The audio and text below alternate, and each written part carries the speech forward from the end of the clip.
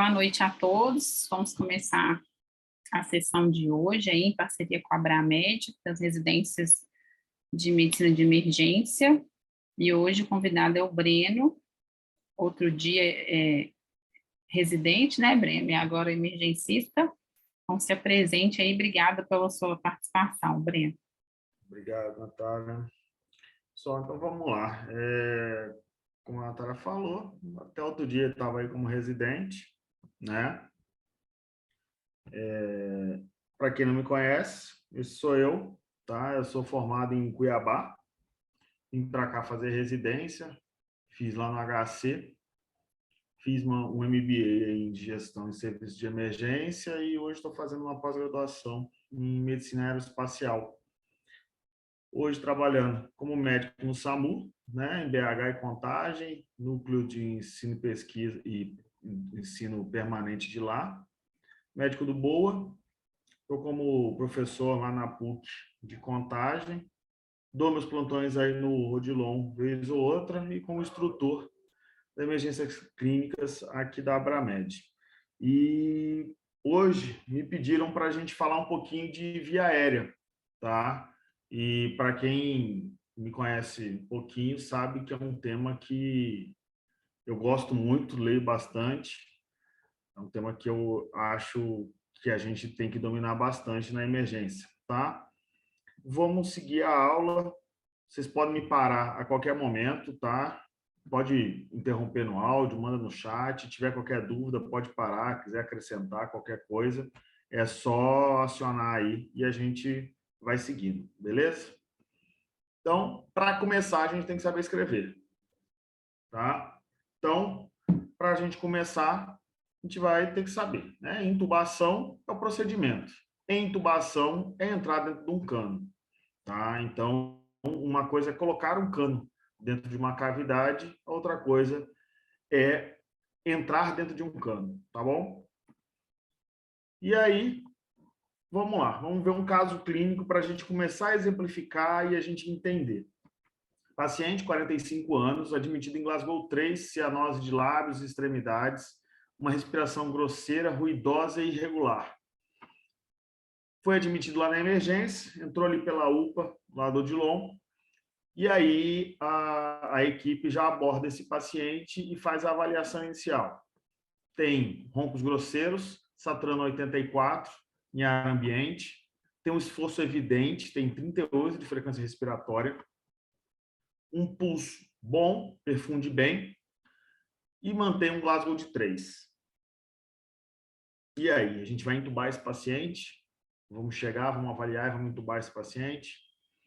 Então, aqui a gente já começa a pensar sobre esse procedimento que a gente tem que fazer. Lembrando que intubação, por mais que eu adore intubar as pessoas, é um procedimento com riscos, com piora do quadro do prognóstico do paciente, mudando o prognóstico e a evolução da doença desse paciente, a depender do caso.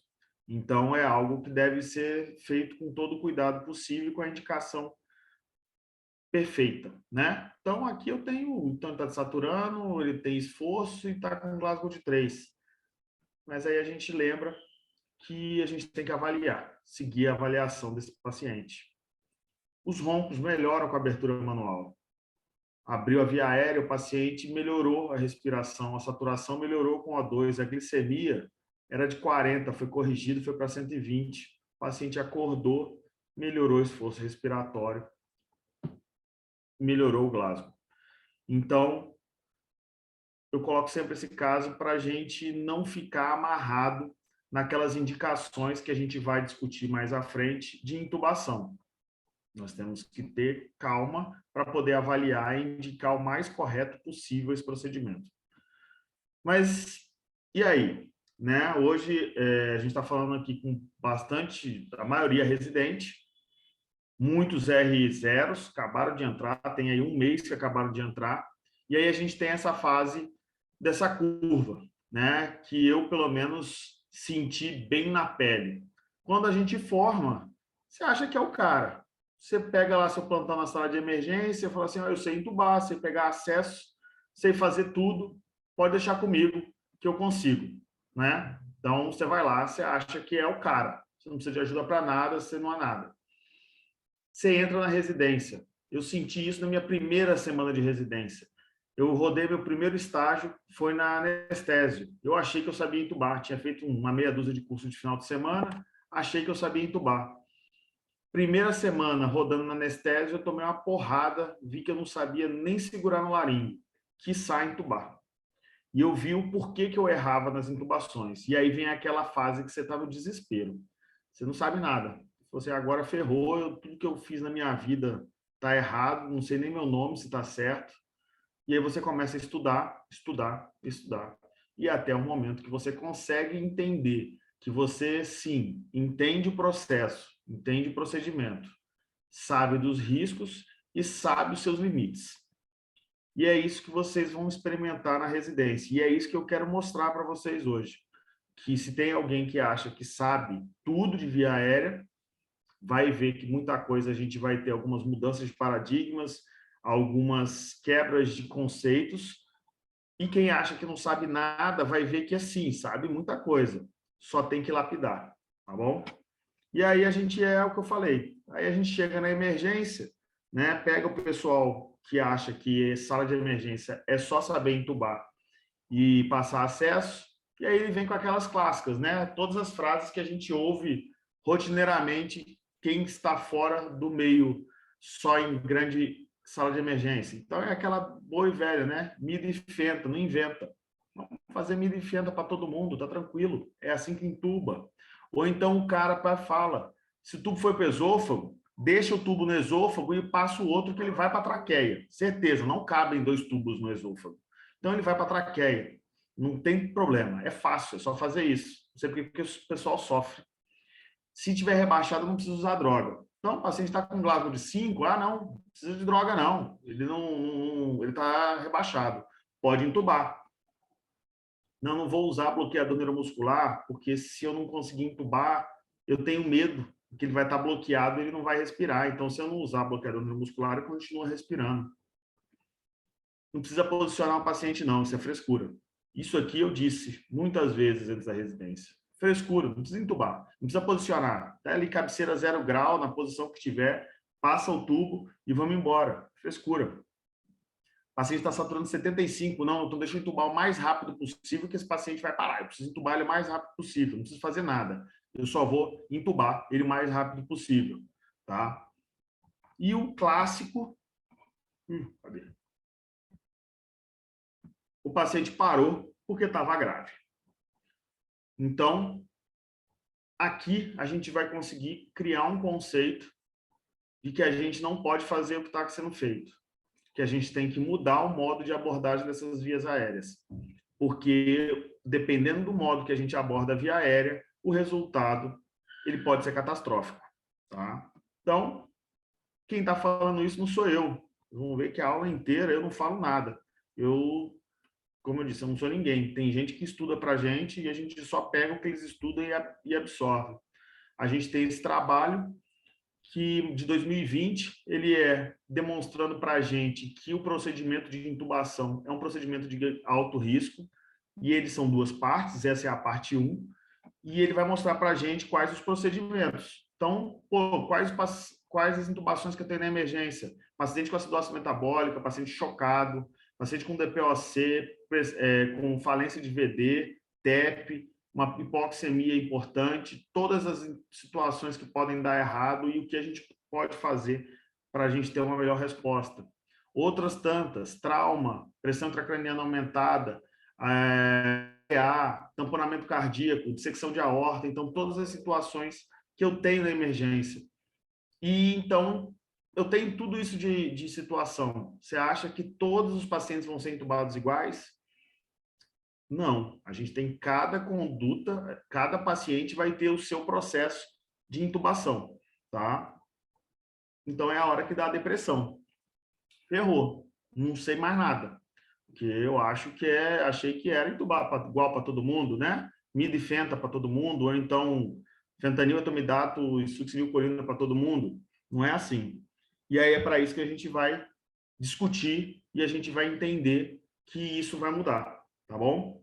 E aí, o que eu sempre digo, o emergencista tem que ser o especialista de via aérea na emergência. Não é o anestesista, não é o clínico, não é o cirurgião, é o emergencista. Por quê? É o emergencista que está dia a dia com aquelas patologias especiais que vai abordar esses pacientes nas situações diferentes. O anestesista, na maioria das vezes, ele aborda o paciente num quadro clínico menos instável do que nós. Então, a gente tem que assumir essa responsabilidade e essa especialidade. Nós somos responsáveis pela intubação na emergência, tá? Ah, mas o anestesista, ele tem um N maior. Sim, mas o N maior dele é, na maioria das vezes, o paciente que é pouco doente, ou então ele é rígido, é um procedimento programado que ele pode, na maioria das vezes, reverter em qualquer momento para fazer o procedimento com mais calma. Então, vamos assumir essa responsabilidade. Então, vamos lá. As indicações para a gente entubar. Afinal, a gente não entuba todo mundo. A gente vai pegar essas indicações, são as indicações que a gente está lá no livro de Medicina de Emergência da USP. Então, é uma saturação crítica sustentada, um paciente com esforço respiratório, uma insuficiência respiratória, um esforço, ele não consegue proteger via aérea. Aqui, Glasgow igual a menor a 8. Glasgow igual a menor a 8, ele é igual tubo no trauma. Na clínica, nós não temos esse parâmetro. Glasgow igual a menor a 8 não é igual a tubo na clínica. Nós temos outras coisas a serem avaliadas, tá? Tem um trabalho do ano passado, ou do ano retrasado, não me lembro, de uma emergencista da USP, publicada acho que no JAMA, que ela mostra para a gente vários fatores que mostram que o tubo na clínica não é correlacionado ao Glasgow. Então, cuidado. Glasgow igual a menor a 8 é tubo no trauma. Fora do trauma, na clínica, essa verdade não existe. Tá bom? Instabilidade hemodinâmica, PCR. Eu preciso entubar na PCR? Não. A gente precisa ventilar o paciente na PCR. É diferente. Eu não preciso entubar o paciente na PCR. Tá? Eu tenho que ventilar o paciente na PCR. Se não ventilar, aí a gente vai passar para os próximos passos. Mas entubar não é prioridade. E a apneia sustentada. Obviamente, se o paciente manter uma apneia sustentada, ele vai parar por hipóxia. Então, nesses casos, eu tenho que resgatar e, se for o caso, entubar. Tá bom? Não, Breno, mas é tudo isso, difícil decorar. Mas aí o WALS, ele vem e ajuda a gente. Ao invés da gente decorar 8, 9, 10 critérios, o WALS ele vem e ajuda a gente em 3 critérios. Então, eu tenho uma incapacidade de manter ou proteger a via aérea, uma incapacidade de ventilar ou oxigenar e a evolução desfavorável do quadro. É muito fácil, na maioria das vezes, a gente conseguir identificar uma incapacidade de manter ou proteger via aérea ou de ventilar ou de oxigenar. O grande desafio, para mim, está aqui, a evolução desfavorável do quadro. Porque aqui nós temos que enxergar essa evolução. E aqui, na maioria das vezes, eu vou abordar o paciente, a via aérea desse meu paciente, num momento que ele ainda não perdeu a capacidade de ventilar, oxigenar ou de proteger a via aérea. Mas eu sei que a evolução desse quadro, nas próximas horas, ele vai chegar nesse momento. E aí eu vou pegar para fazer um procedimento num momento muito pior. Às vezes, deixando passar o melhor momento. Eu tive um professor na faculdade que ele falava, quando você olha para o paciente e fala assim, com certeza, eu preciso entubar esse paciente, é porque provavelmente você já deixou passar o momento ótimo da intubação desse paciente. Tá? Então, eu acho o grande desafio é enxergar essa evolução desfavorável para poder fazer essa abordagem. E quais são as técnicas de intubação na emergência? Uai, como assim? Tem mais de uma técnica? Não é sequência rápida só? Não é só chegar lá e fazer fentanil, tomidato e succinil para todo mundo e vamos embora? Não. Então, como eu falei, para quem acha que é só saber entubar que dá para fazer emergência, a gente tem várias técnicas que nós usamos na emergência. Claro, a mais comum, a mais rotineira, é a sequência rápida de intubação. Essa é a mais rotineira. Mas eu tenho também a sequência atrasada. O que é a sequência atrasada? Eu vou ter que fazer. Eu não consigo estabilizar o meu paciente, seja eu não consigo pré-oxigenar, eu não consigo acesso, eu não consigo posicionar, por vários motivos que sejam, por agitação na maioria das vezes, eu preciso dar uma sedada nesse paciente antes, diminuir essa agitação dele para eu conseguir fazer todo o preparo da intubação para uma intubação segura e depois finalizar o procedimento, terminando de fazer a sedação e o bloqueio neuromuscular desse paciente. Então, essa é a sequência atrasada. Muito comum da gente fazer na emergência também. A gente consegue ter muito mais segurança. Intubação acordada e cooperativa. Uai, eu tenho situações que eu tenho que fazer uma intubação com o paciente acordado e cooperativo. É muito difícil. Eu nunca consegui fazer. Tentei acho que uma vez, não deu certo, já pulei de fase. Por quê? Ele tem que cooperar. E é difícil o paciente cooperar na emergência. Não é igual no bloco que o pessoal faz a intubação acordada, mas o paciente, na maioria das vezes, ele é uma patologia que não o deixa desconfortável. Então, às vezes, é mais fácil. Mas, às vezes, eu tenho que abordar essa via aérea com o paciente acordado e cooperativo. Então, um paciente com uma massa cervical importante, né? Se eu não conseguir intubar esse paciente, se eu perder o drive respiratório desse paciente e eu não conseguir intubar, esse paciente provavelmente vai evoluir mal, porque eu também provavelmente não vou conseguir fazer via aérea cirúrgica. Então, nessa situação, eu preciso sim manter esse paciente com drive respiratório. Então, Breno, mas aqui, difícil manter ele cooperativo.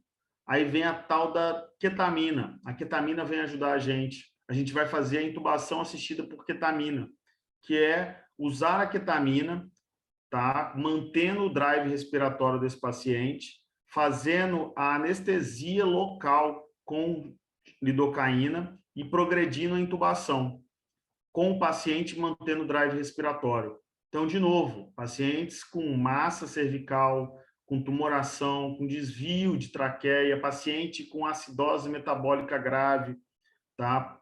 Nessas situações são indicações em que eu tenho a necessidade de manter o drive respiratório, tá? E via aérea crash, que aqui é a via aérea que aqui a gente está indicado não utilizar droga durante o procedimento. O que é a via aérea crash? É o paciente na iminência da PCR.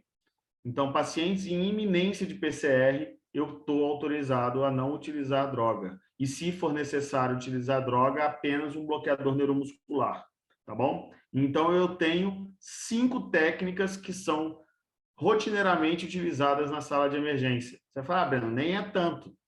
Uai, outro dia, nós fizemos, a Clarice fez uma intubação COB num paciente com uma lesão de traqueia por enforcamento, que ele não podia perder o drive respiratório. Então, acontece, tá? E aí a gente tem que estar preparado para fazer esses procedimentos, tá bom? Hoje a gente vai discutir mais sequência rápida. Não dá para a gente discutir todas as técnicas hoje. Hoje nós vamos discutir sequência rápida. E qual é a indicação da sequência rápida?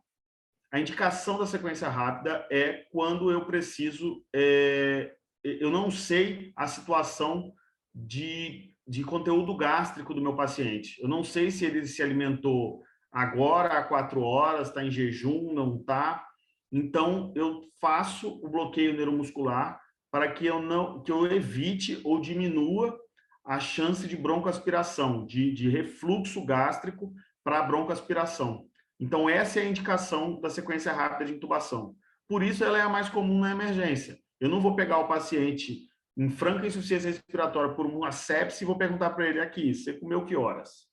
Ah, não, você comeu tem menos de 4 horas? Ah, não, a gente não vai poder te intubar agora, mantenha aí a dispneia, eu volto daqui 4 horas. Eu não tenho essa chance, tá? Eu não consigo fazer isso como é feito na programação anestésica. Então, por isso a sequência rápida de intubação. E a sequência rápida de intubação, a definição dela é o uso do bloqueador neuromuscular. Eu preciso ter o bloqueador neuromuscular. Se eu não utilizar o bloqueador neuromuscular, não é sequência rápida que eu fiz. Eu fiz outra técnica, mas não é sequência rápida. Tá ok? Muito cuidado. Muito cuidado. Eu sempre coloco isso, né, no começo da aula, porque na hora da pré-oxigenação para a sequência rápida, não ventilar o paciente com a bolsa válvula máscara. Não ventile o paciente com bolsa válvula máscara. Vocês vêm fazer isso rotineiramente. Não se ventila paciente em sequência rápida com bolsa válvula máscara na pré-oxigenação, desde que ele tenha drive, né? Se o paciente não tiver drive respiratório, você vai precisar ventilar. Caso o paciente tenha drive respiratório, não se ventila. Por quê? Porque na hora que eu ventilo esse paciente, vai ar tanto para o pulmão quanto para o estômago. E o estômago vai dilatar. Dilatando, na hora que eu faço o bloqueador neuromuscular, eu tenho uma grande quantidade de ar junto com o conteúdo gástrico que vai retornar.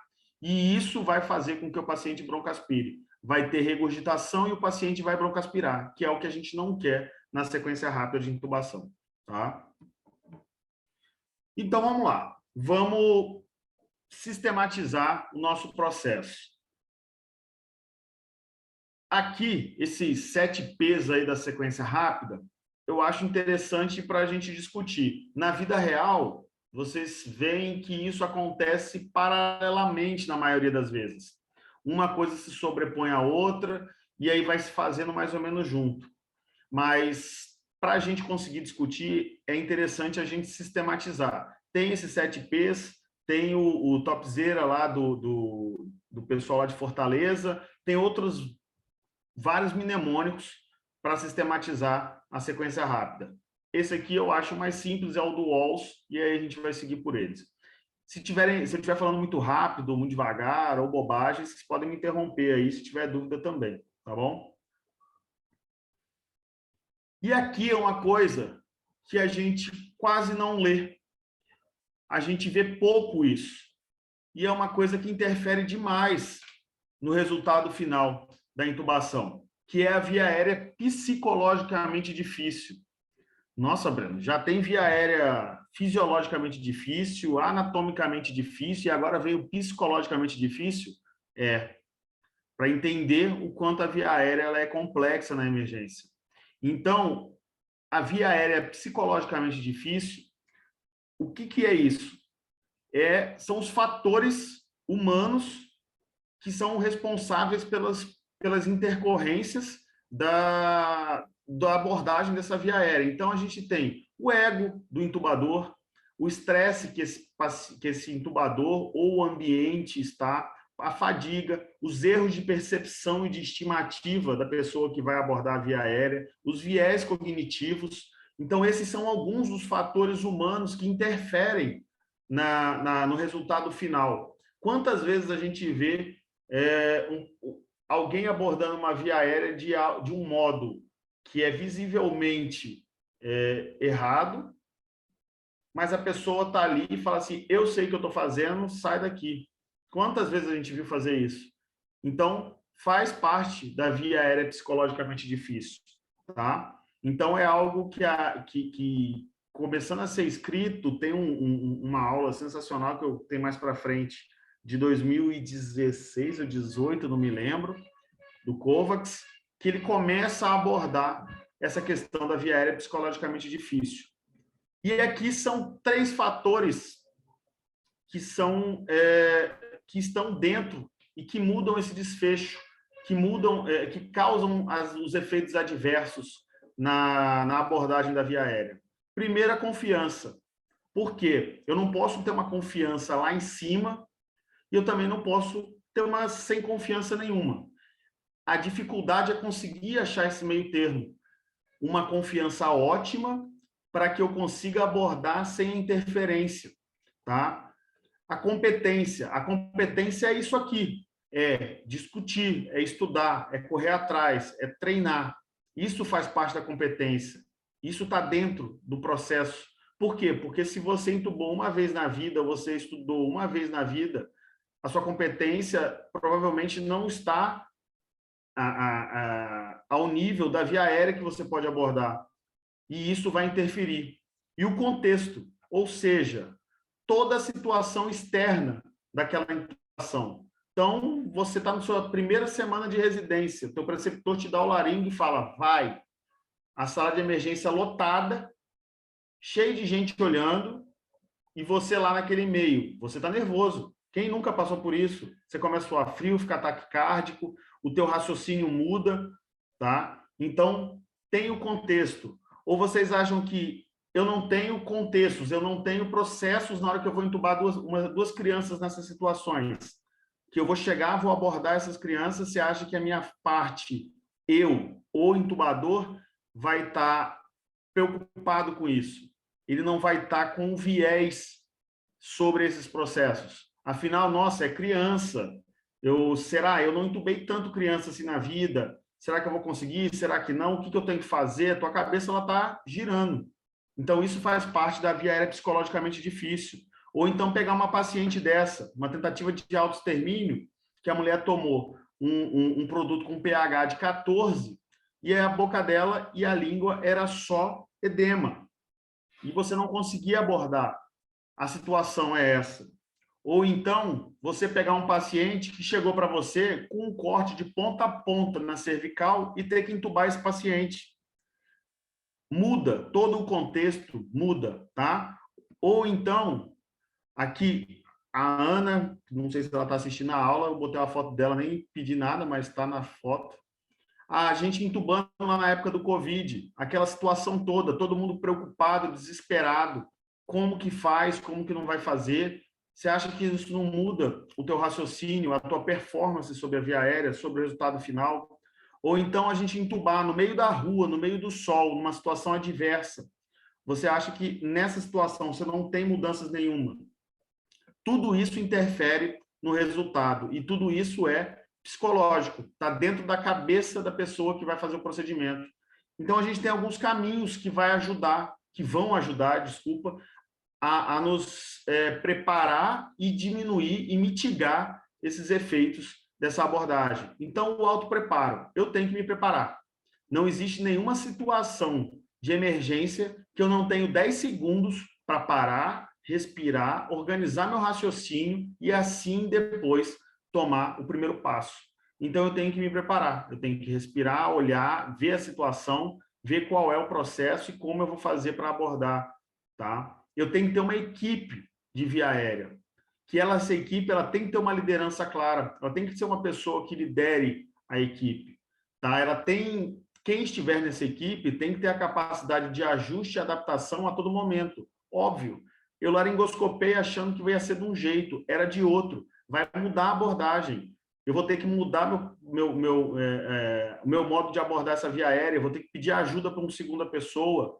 Então, eu preciso sim tomar esse cuidado, tá? Depois, momentos para verificação. Como assim? Isso não é depois que acabou o procedimento. Isso, digamos, eu fiz a laringoscopia, ou antes de fazer a laringoscopia, que é algo que a gente faz bastante no Odilon. Antes de iniciar a laringoscopia, faz aquele cheque. Aqui, fulano, você está na frente, tá? A gente vai fazer isso, isso, isso. Revisa os seus passos, para você chegar e não ter surpresas na hora do procedimento. Preparar o ambiente e os equipamentos, ou seja, a sala está aquele caos, aquela baderna, tentar preparar esse ambiente o máximo possível, para que seja algo menos traumático possível. E preparar o paciente, porque se o paciente não estiver preparado, provavelmente ele pode te atrapalhar. Então, conversar com o paciente, explicar o procedimento, explicar o que está acontecendo dentro do possível, para aí você ter o máximo de colaboração e ser uma coisa a menos a te interferir nesse processo, tá?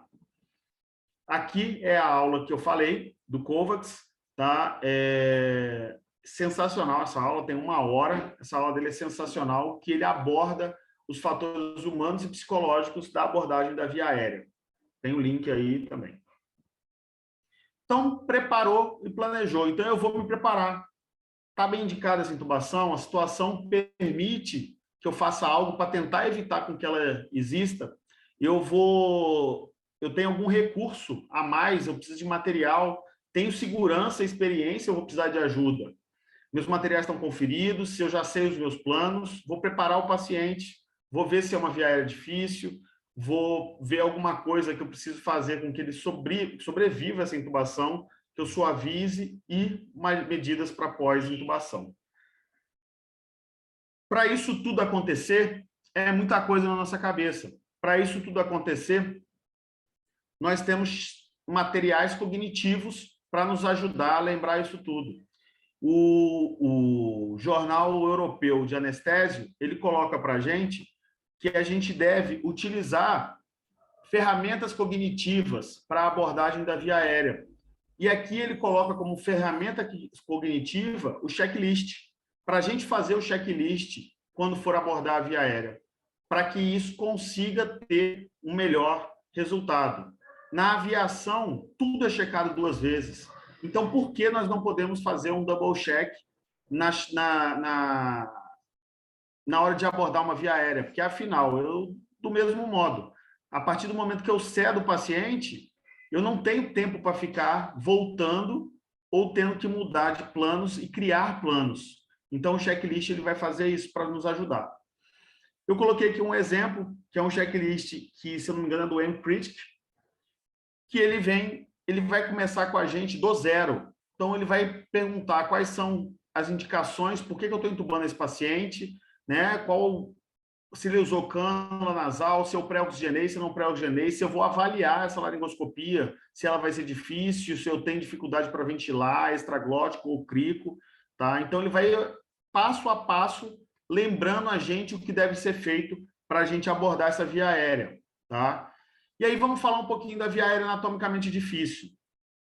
A via aérea anatomicamente difícil, a gente tem esses mnemônicos para a gente fazer a checagem e a abordagem dessa via aérea. Então, eu vou fazer para a laringoscopia difícil, eu vou olhar, vou avaliar lá a regra do 332, malampate, obesidade, mobilidade cervical.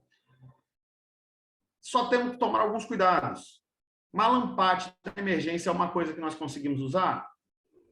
Consegue usar. Muito difícil. Poucas as vezes. Por quê? Eu preciso que o paciente esteja sentado, eu avaliar esse paciente na mesma altura do paciente. Então, se ele estiver sentado, eu tenho que estar sentado na mesma altura, a abertura da boca. Então, não é algo que é rotineiramente possível de ser feito na emergência. Eu sempre falo que todo paciente na emergência é uma via aérea difícil. Ponto. Por quê? Porque eu sempre me preparo para o pior. Mesmo que ele tenha qualquer um desses mnemônicos aqui, ele não pontue nada, eu considero uma via aérea difícil. Seja uma via aérea psicologicamente difícil, seja uma via aérea anatomicamente difícil, ou seja uma aérea fisiologicamente difícil. Porque qualquer um deles vai interferir, vai atrapalhar. E todo paciente que está na emergência, eu estou entubando por algum problema. Então, provavelmente, ele é difícil por algum modo. Então, sempre declare o seu paciente na emergência uma via aérea potencialmente difícil, tá? Então, eu tenho que avaliar se esse paciente vai ser difícil de ventilar, se ele vai ser um paciente difícil de passar um supraglótico e se vai ter uma crico difícil. Então, prepare-se. Durante o checklist, prepare-se para abordar a via aérea. Aí, é fácil entubar um paciente desse? Vocês acham que vai ser tranquilo? Vocês acham que, não, peraí, é bom que ele já está rasgado aqui, já está mais fácil de eu entrar com laringo aqui, não vai ser difícil, não vai ser difícil, tá? Paciente com uma massa dessa, a dificuldade, paciente com uma micrognatia, a dificuldade que eu vou ter para abordar esse paciente. Fazer a regra lá do 332. Malampate, como eu disse, a gente ficar na mesma altura, aqui é um pouco mais complexo. Obesidade, obstrução da via aérea desse meu paciente, tá? Olha a via aérea obstruída aqui. Cheio, cialorreia aqui pra caramba. Completamente obstruído. Um paciente obeso desse modo. Como vai ser a abordagem dessa via aérea? restrição cervical. Quantos vozinhos deita na maca lá e fica com o pescoço aqui, ó, nem encosta a cabeça na maca, o pescoço duro, né? Então aqui, isso aqui vai me dar uma dificuldade, eu não vou conseguir hiperestender esse pescoço. E aqui eu gosto de colocar essa foto porque ela mostra um erro. O colar está fechado. Aí vai ser mais difícil ainda, né? Já é difícil, e aí está com o colar fechado, fica mais difícil ainda. Então, avalie as dificuldades de cada paciente. Dando sequência naquele checklist, ele checa os equipamentos, todos os equipamentos que eu vou ter que usar para fazer o procedimento. Vou te dizer, se eu não faço checklist, eu sempre esqueço da mesma coisa. Eu sempre esqueço da mesma coisa. Aspirador. Aspirador é uma coisa que você só lembra na hora que você laringoscopou e viu secreção na via aérea do paciente. Caso contrário, comigo pelo menos, caso contrário, eu sempre esqueço.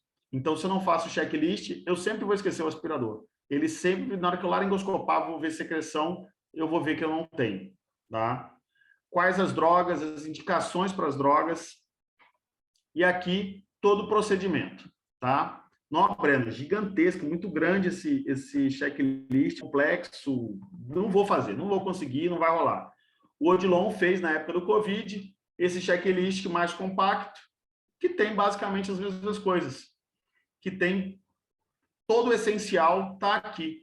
Então, não é difícil fazer o checklist. O checklist ele deve existir, deve ser feito, tá? Porque toda vez você consegue ficar com aquilo medular. Vai chegar um dado momento que aquilo é medular, tá bom? Pessoal, dúvidas? Estou falando de mais, de menos? Silêncio absurdo desse lado aí. Pode prosseguir, Breno. Sua aula tá ótima. Tá todo mundo aproveitando bastante aqui. Tá bom, obrigado. Então, vamos lá. Pré-oxigenação. Então, segundo passo, a gente vai para a pré-oxigenação. Então, o que é a pré-oxigenação? É denitrogenar os alvéolos. Como assim? Uai, para a gente, dentro, no ar ambiente, nós temos 21% de oxigênio e 70 e tantos por cento de nitrogênio. Então, dentro do meu alvéolo, eu tenho mais nitrogênio do que oxigênio. Então, isso quer dizer o quê? Eu preciso, na pré-oxigenação, eu vou tirar o nitrogênio dos meus alvéolos. Eu vou tentar dar uma concentração de 100% dentro dos meus alvéolos para eu ter um tempo apneico seguro para eu fazer o procedimento. Por quê? Porque eu tendo uma concentração alta de oxigênio dentro dos alvéolos, ele consegue manter a troca mesmo sem respirar, mesmo fazendo a apneia. Então, esse procedimento ele deve ser feito como? Eu devo fornecer oxigênio a 100% para o meu paciente por um tempo de 3 a 5 minutos. Vocês vão ler que tem escrito 8 também, que pode ser feito com 8 inspirações profundas do paciente. Eu não utilizo muito esse parâmetro porque eu acho muito difícil na emergência eu pedir para o paciente fazer 8 inspirações profundas. O paciente está lá em franca insuficiência respiratória, eu vou falar para você, agora você respira fundo. Não vai rolar, né? Então, eu sempre boto por tempo, 3 a 5 minutos para fazer de pré-oxigenação. Para facilitar a tua vida, fez ali o checklist inicial, já coloca o oxigênio a 100% no seu paciente, que enquanto está fluindo o restante do processo, aspiração das drogas, preparação dos materiais, você está pré-oxigenando esse paciente, você está ganhando tempo. Então, eu preciso fazer isso. Breno, com que dispositivo eu vou fazer a pré-oxigenação desse paciente?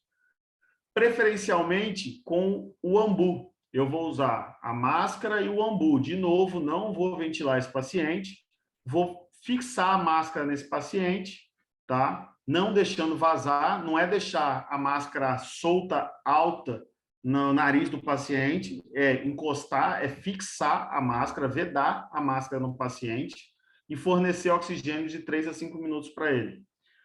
Ah, Breno, mas a literatura ele fala para mim que eu posso também fazer com a máscara com reservatório de alto fluxo, porque também fornece 100%. na literatura. Por que eu digo na literatura? As nossas máscaras, elas se adaptam corretamente no rosto do paciente? Na maioria das vezes, ou ela é grande ou ela é pequena. Na maioria das vezes, ela não tem a borboletinha que não deixa reinar lá. Aquela borboletinha perdeu no CME, tem de um lado só, não tem do outro. Então, eu não consigo garantir esse fornecimento de 100% para o meu paciente. Então, eu acredito que, para você ter mais certeza, você vai fazer como? Você vai fazer com ambu, tá? Você vai colocar a máscara, a máscara do ambu e aí, consequentemente, fornecer de 3 a 5 minutos um fluxo de 100% para o seu paciente, tá bom? Posso fazer esse fornecimento com essa pré-oxigenação com a VNI? Posso, tá? Posso fazer com a VNI também. Vai ter situações que a gente vai discutir mais à frente, que além do oxigênio, eu vou precisar da pressão. Então, vai ter situações que isso é importante. E aqui, esse gráfico do Walls, ele coloca para a gente qual o tempo que eu consigo de oxigenação segura para esse meu paciente depois de eu fazer a pré-oxigenação durante a intubação e a apneia. Então, um paciente de 70 quilos rígido, eu consigo, até a gente chegar ali em mais ou menos 94%, que vai ser o nosso corte, mais ou menos 8 minutos. De 7 a 8 minutos, o meu paciente consegue manter uma saturação acima de 94%. Tá? Então, eu tenho 8 minutos para fazer uma intubação. É um tempo muito seguro. Eu tenho muito tempo para abordar essa via aérea com calma e fazer todo o procedimento. Ah, Breno, mas eu não pego paciente rígido na emergência. Na maioria das vezes, não, mas aqueles pacientes neurológicos, na maioria das vezes, eles se comportam como esse tipo de paciente, porque o pulmão dele está bom, ele não está séptico, não está nada, ele tem um problema neurológico isolado. Esses pacientes, você consegue fazer a pré-oxigenação, você tem um tempo apneico gigantesco, ele vai chegar lá quase a 8 minutos também. Tá? Um paciente doente, enfermo, eu consigo aproximadamente ali 4 minutos para eu conseguir de saturação segura. Então, eu tenho 4 minutos aproximadamente para eu fazer essa intubação. Um adulto obeso, o obeso ele já me arrebenta um pouquinho. Ele já vai me dar ali 2 minutos e meio, mais ou menos, de tempo seguro. E a criança, eu vou ter mais ou menos 4 minutos e meio de tempo seguro. Ah, Breno, mas o Covid? O Covid é uma situação diferente. A gente teve uma situação diferente. O pulmão de Sara, aquele pulmão rebentado, que a gente pré-oxigenava, a gente precisava de pressão na maioria das vezes para conseguir um máximo, tá? Então, a gente precisa fazer a pré-oxigenação. Sem pré-oxigenação, não se intuba um paciente, tá? Porque senão você vai passar apuro. Esse paciente vai desaturar e você vai intubar esse paciente em hipóxia, tá bom? Como que eu vou pré-oxigenar esse meu paciente? Esse meu paciente ele deve ser pré-oxigenado em cabeceira de 30 a 45 graus, tá? Por quê? Porque eu tenho uma o recrutamento de alvéolo desse meu paciente. Ele consegue recrutar o máximo de alvéolo possível da parte posterior. Então, ele mostra para a gente que se eu conseguir pré-oxigenar esse meu paciente em 30, 45 graus, eu tenho um maior tempo, eu consigo ganhar, às vezes, até 30 segundos, até 1 minuto, eu consigo fazer para fazer essa pré-oxigenação. Tá? E aí a gente vai ver lá na frente que eu posso fazer a oxigenação apneica também. A partir do momento que o paciente entrou em apneia, eu no catéter nasal eu coloco em flush, que é quando a bolinha encosta no máximo lá, no fluxômetro. Quando o paciente está em flush, eu consigo manter uma oxigenação ainda para esse meu paciente, que algumas vezes, novamente, 30, 1 minuto, que eu consigo a mais de oxigenação. Os trabalhos foram feitos com catéter nasal de alto fluxo, mas é o que tem para hoje, a gente usa o flush, demonstrou bons resultados também, tá bom?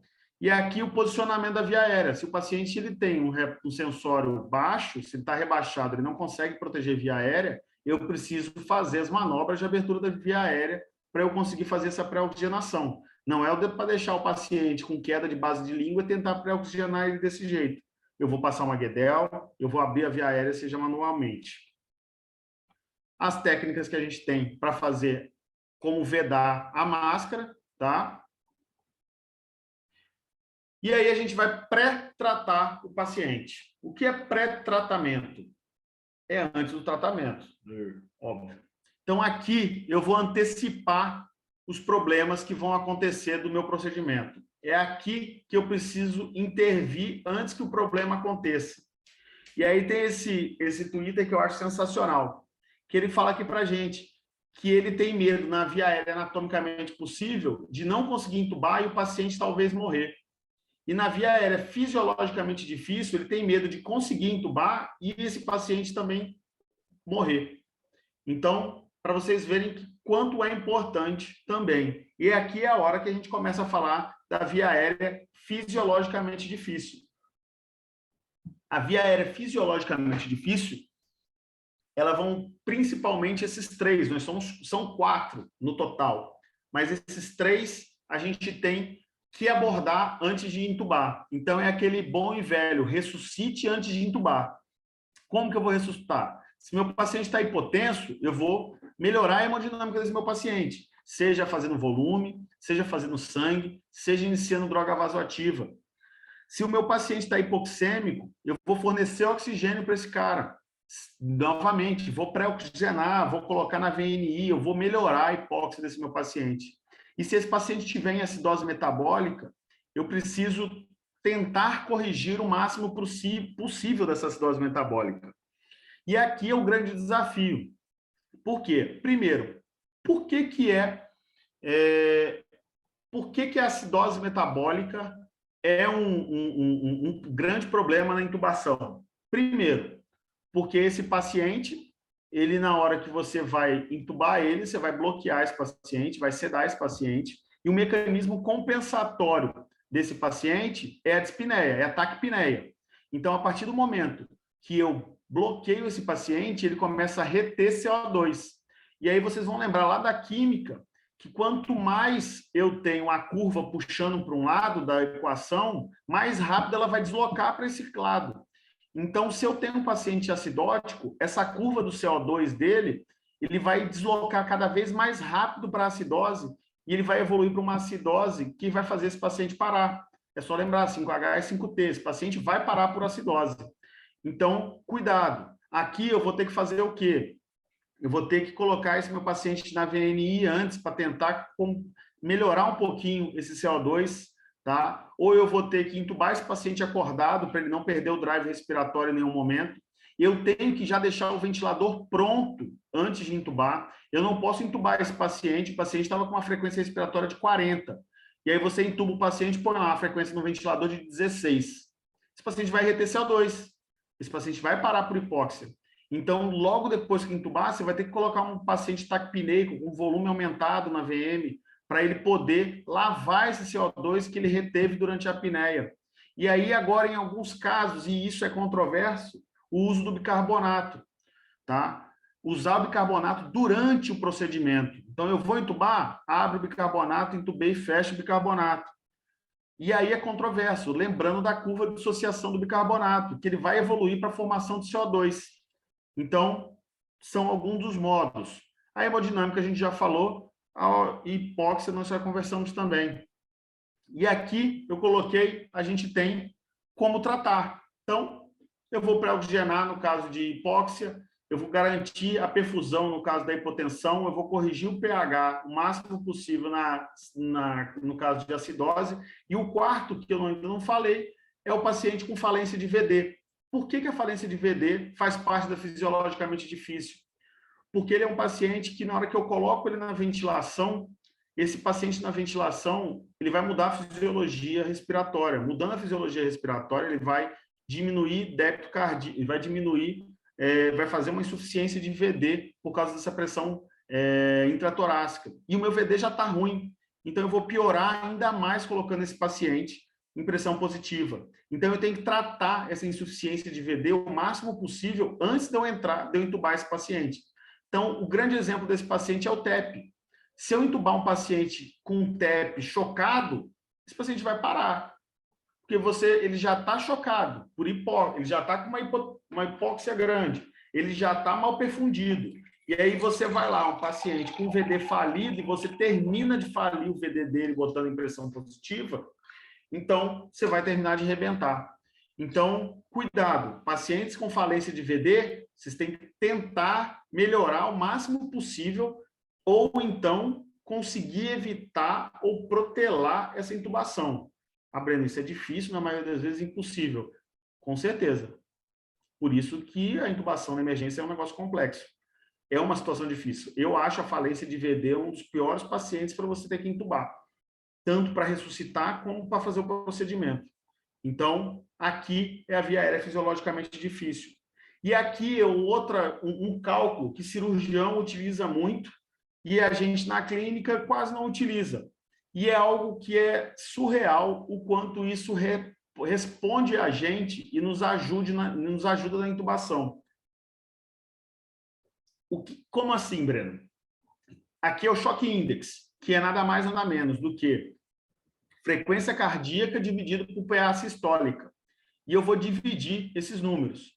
Se ele tiver menor ou igual a 0,7, está normal, está tranquilo.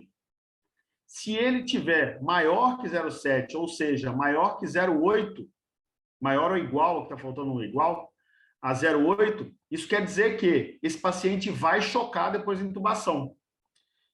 Ele vai chocar depois da intubação. Então, isso quer dizer o quê? Eu tenho que ressuscitar primeiro. Eu já tenho que intervir no que é o caso. Então, às vezes, eu estou com um paciente com uma pressão 12/8, bonitinho, e ele está com uma frequência cardíaca de 120. Vai lá, então pronto, eu tenho um choque index de 1. Você intuba esse paciente choca. Você, nossa, mas a pressão estava boa. Não, não estava. Essa pressão estava boa às custas da taquicardia, dessa compensação do simpático. Então, faça o choque index antes de intubar. Vocês vão ver como eles vai te ajudar demais e você vai parar de passar apuro com o paciente depois da intubação.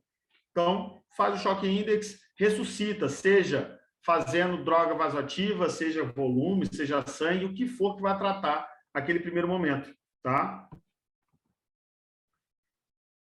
Breno, aí você está inventando tudo. Não, de novo, eu não invento, tá? Tem aqui o protocolo, o consenso da Sociedade Europeia de Anestésio para via aérea fisiologicamente difícil. Então, tudo isso que eu estou discutindo está aqui dentro desse consenso.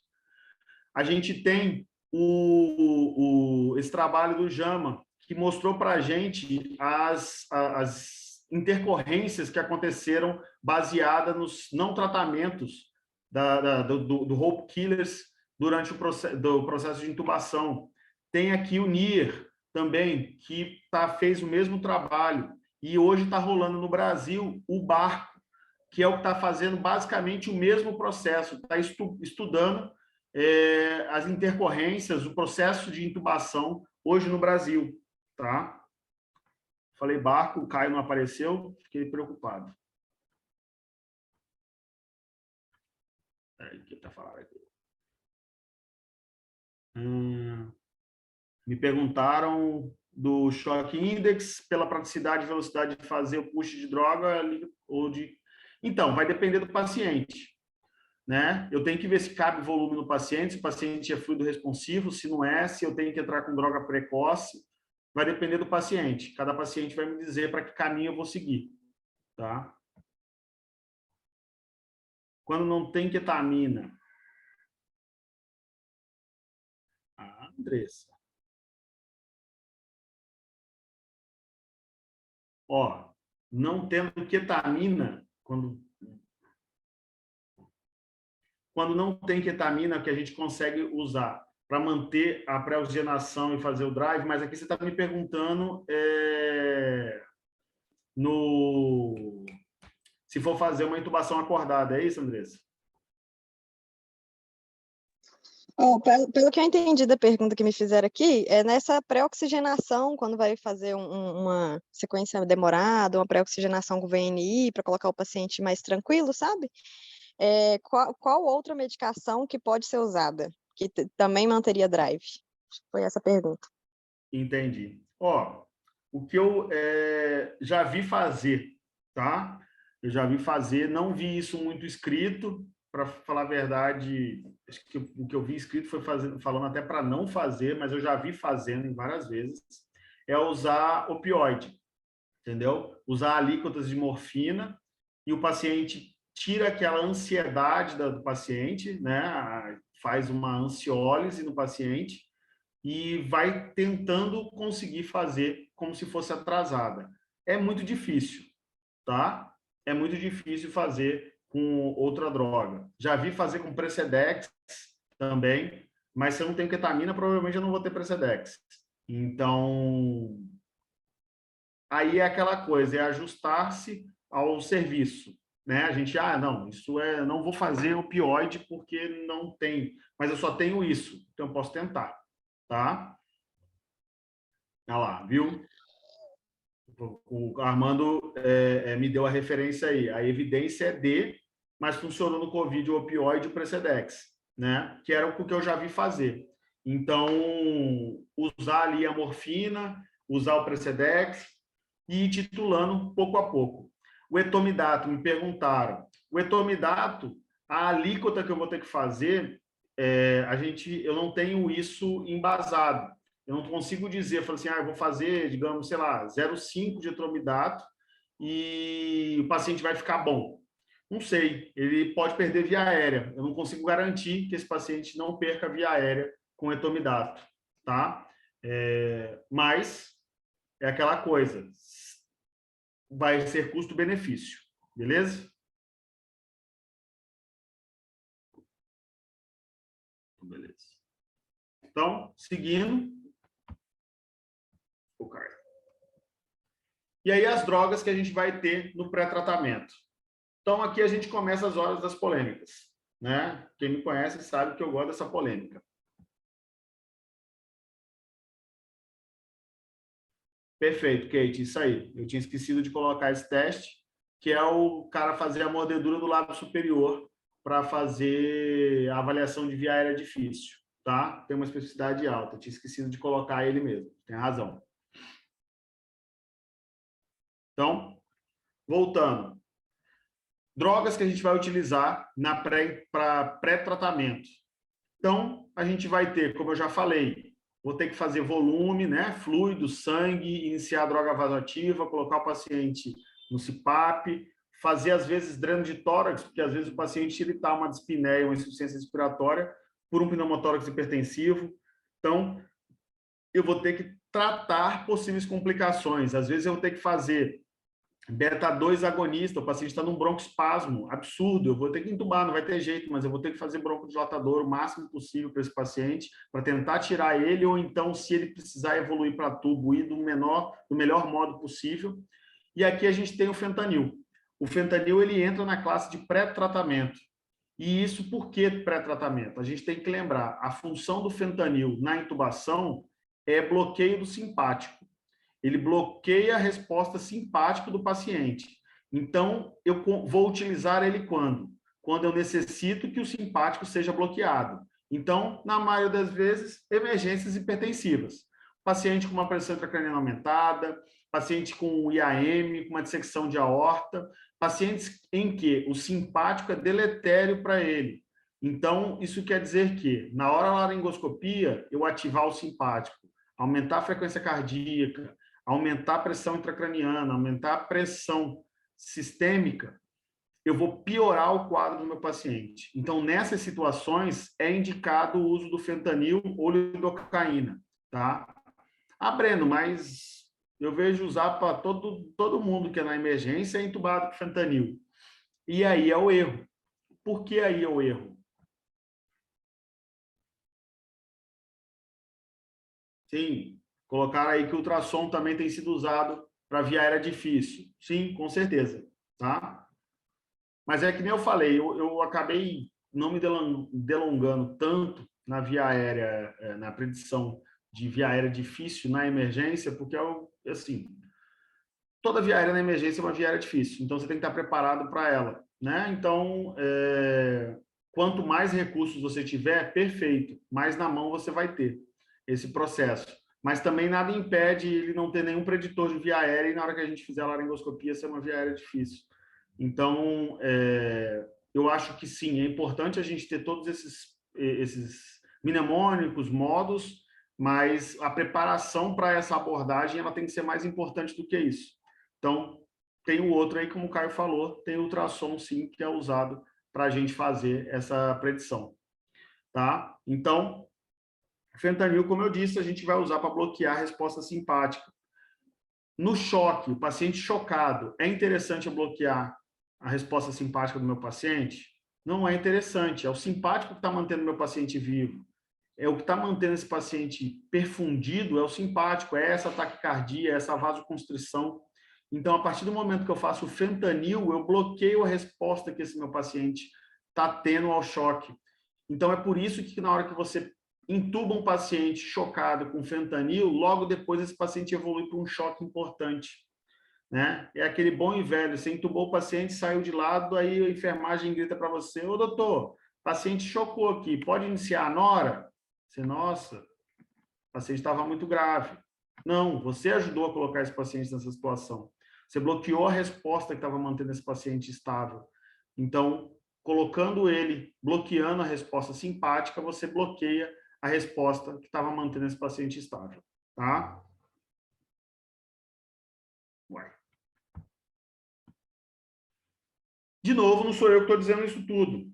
Aqui é um caminhão de trabalho mostrando a associação do fentanil e a hipotensão após o procedimento, tá? A gente tem aí um caminhão de trabalhos que vem mostrando isso aí para a gente, tá? Então, cuidado com o uso do fentanil. Cuidado quando você for usar a indicação. Então, a gente tem que saber quando utilizar o fentanil. Ele tem que ser muito bem indicado, como qualquer droga. De novo, não tem receita de bolo. A gente não tem uma receita que fala assim, todo paciente, fentanil, etomidato, succinil. Tanto que você vê muita gente falando assim, no SAMU isso a gente vê demais. As equipes falam sequência rápida, o cara já aspira fentanil, etomidato e succinil. Não, sequência rápida não são essas 3 drogas. Sequência rápida é o procedimento, não são essas 3 drogas. Sequência rápida é o bloqueador neuromuscular, não é fentanil, etomidato, succinil, tá? Então, aprendam que cada droga tem sua indicação. Ah, não, Breno, mas eu aprendi que o fentanil a gente vai ter para evitar que doa a intubação. A gente não tem, primeiro, a gente não tem receptor nociceptivo na via aérea, tá? A gente não tem nociceptores na via aérea, a gente tem receptores simpáticos, eles vão desencadear respostas simpáticas. Todo mundo que já enfiou o dedo na goela para vomitar sabe o que é. Ficar alorreico, tossir, sudorese, taquicardia. Isso sim vai acontecer. Dor, pode existir a dor, mas ela é pequena. E o nosso objetivo na emergência, a gente tem essa pirâmide, que a gente primeiro tem que sobreviver. Não adianta eu tirar a dor do paciente e ele morrer. Eu tenho que tentar o máximo possível não mexer no fisiológico do meu paciente, sem comprometimento, sem dor, sem consciência, sem memória, sem consciência. Então, esses são os objetivos da minha intubação na emergência. E as drogas que eu vou utilizar? Eu tenho, já me perguntaram ali quanto à push-dose de adrena. A push-dose de adrena é algo que foi ali furtado da anestésio. A anestésio usa o push-dose com a fenilefrina, tá? Mas nós não temos fenilefrina na emergência, então isso é possível ser feito com a adrenalina. E aí a gente vai fazer uma solução de 10 microgramas por ml, seja fazendo a diluição de 1 ml de adrenalina para 9 de ABD, e dessa solução aspirando 1 ml dessa solução e mais 9 de ABD, ou então 1 ml de adrena num sorinho de 100 ml, que aí vai dar essa solução de 10 microgramas por ml, e a gente vai fazer 1 ml a cada 3 a 5 minutos. Vocês vão ver na internet aí várias pessoas fazendo essa solução de 1 ml de adrenalina, diluindo para 19, tá? A concentração é outra. A concentração vai ser de 100 microgramas por ml, tá? Então, é uma concentração muito mais alta, muito mais associados a arritmias e intercorrências durante o uso dessa solução, tá? Sim, o Aramin. Se eu não me engano, o Aramin é fenilefrina. Se eu não me engano, tá? Então, cuidado, a diluição é de 10 microgramas por ml, não 100 microgramas por ml, tá bom? E aí, obviamente, isso é uma solução temporária, o push-dose. O push-dose não é algo que a gente vai fazer contínuo. Não vou ficar fazendo um ml de 3 a 5 minutos eternamente. Isso aqui é para ganhar tempo até a droga vasoativa ser preparada. Então, se o paciente está precisando de muito push-dose, esse paciente precisa de droga vasoativa. Então, eu vou precisar colocar esse paciente. Então, às vezes, eu vou iniciar a droga vasoativa antes de entubar esse paciente. Já prepara a nora, já faz tudo isso antes de entubar esse paciente, tá? As doses do fentanil e da lidoca.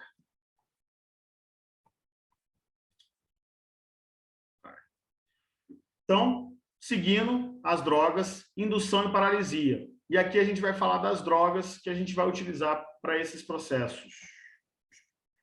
Ah, tá. Então, erro meu. Araminha ou metamirinol. Ok. Então,